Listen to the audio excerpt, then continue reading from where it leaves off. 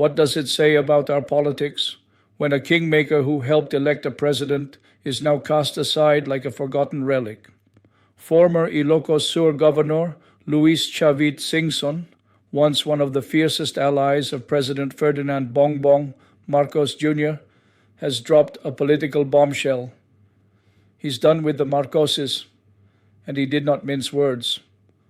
I helped a lot, especially among mayors, but they forgot me, Singson said, describing how he was sidelined after the 2022 campaign.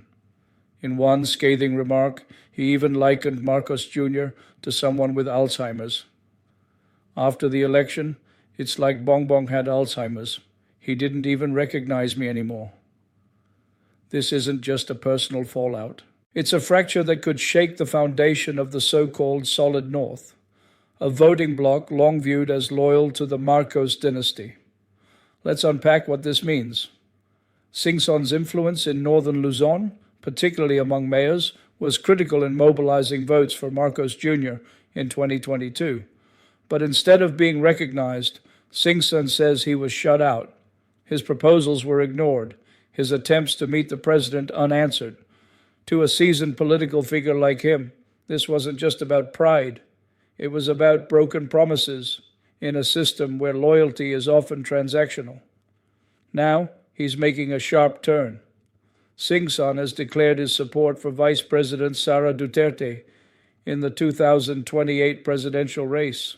And while Duterte hasn't formally announced her candidacy, she's already responding to Singson's backing. From The Hague, she said, "Maayos kausap at may prinsipyo na tao." A decent man with principle. It's a gesture of mutual respect and perhaps the beginning of a realignment. So what does this shift mean for President Marcos Jr.? First, it signals potential erosion in his northern base. If Singson, who knows the political pulse of the region, can switch sides, others may follow. The cracks in the so-called Solid North could deepen, revealing a reality we don't often say out loud. Is this bloc held together by genuine loyalty, or is it simply built on money, power, and dynasty politics? Senator Amy Marcos, the president's sister, gave a measured response. "We're grateful for his past help, and we will not forget it," she said. But behind that diplomatic tone, the message is clear. This is a political wound that needs healing. This episode also raises bigger questions. How stable are political alliances in the Philippines? When loyalty is measured by positions granted and projects approved, can any alliance be trusted to last? Or are we stuck in a cycle where every 3 or 6 years support shifts with the winds of opportunity?